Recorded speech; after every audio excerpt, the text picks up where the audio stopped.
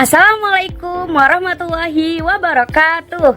Halo teman-teman, perkenalkan saya Indri Amelia Hanifah. Di sini saya akan membahas mengenai dampak permasalahan lingkungan terhadap kondisi sosial dan kemasyarakatan.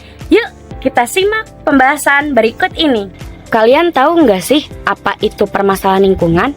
Permasalahan lingkungan adalah gangguan pada keseimbangan ekosistem akibat aktivitas manusia.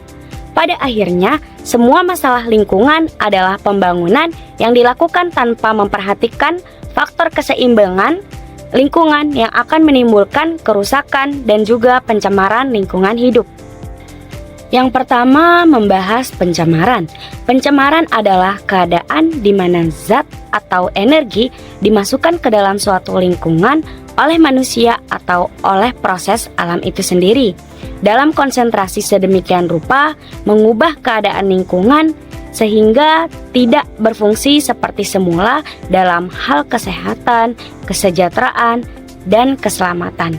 Nah, teman-teman tahu gak sih apa saja jenis-jenis pencemaran lingkungan beserta penjelasannya?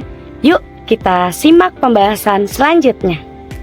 Jenis pencemaran lingkungan yang pertama ada pencemaran udara. Teman-teman tahu gak sih kalau pencemaran udara itu tidak selalu dikarenakan oleh ulah manusia, tetapi juga dikarenakan gunung meletus.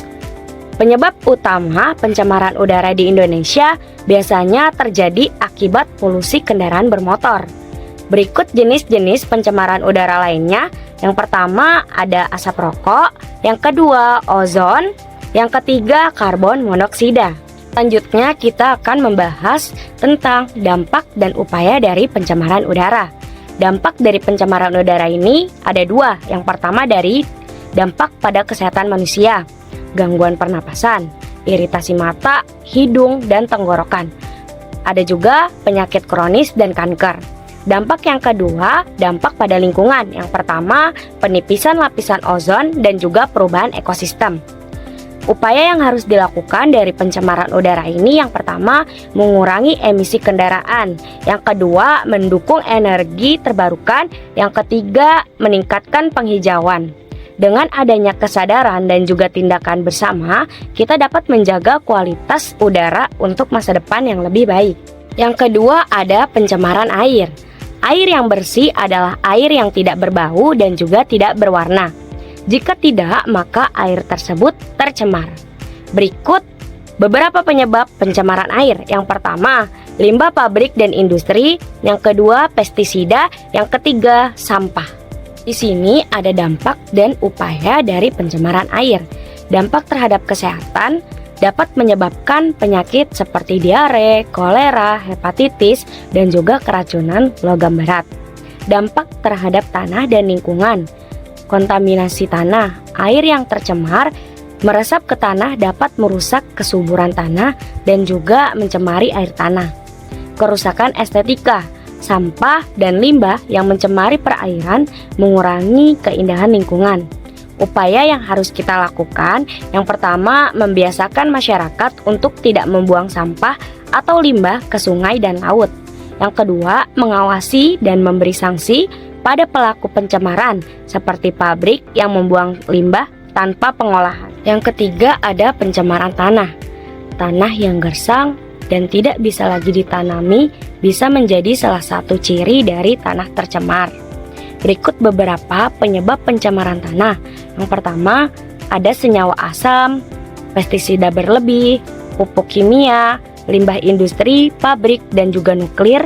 Yang terakhir, limbah rumah tangga seperti deterjen. Berikutnya, dampak dan upaya dari pencemaran tanah.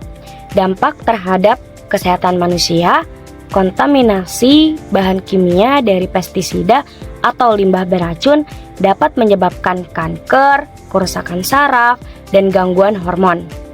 Polusi debu dari tanah yang tercemar sering menyebabkan masalah pernafasan. Dampak terhadap lingkungan, penurunan kesuburan tanah. Jadi tanah yang terkontaminasi ini akan kehilangan nutrisi alami sehingga tidak dapat mendukung pertumbuhan tanaman.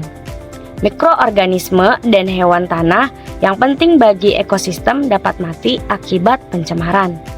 Upaya yang harus kita lakukan yang pertama, pengolahan limbah, edukasi dan kesadaran masyarakat, dan pencemaran tanah dapat dikendalikan untuk menjaga kelestarian lingkungan, kualitas hidup manusia. Selanjutnya akan membahas mengenai kerusakan lingkungan, mengurangi kenyamanan dan keindahan alam yang penting bagi kesejahteraan psikologis masyarakat. Jadi, kerusakan lingkungan adalah perubahan pada kondisi alam yang mengakibatkan berkurangnya fungsi ekosistem secara signifikan.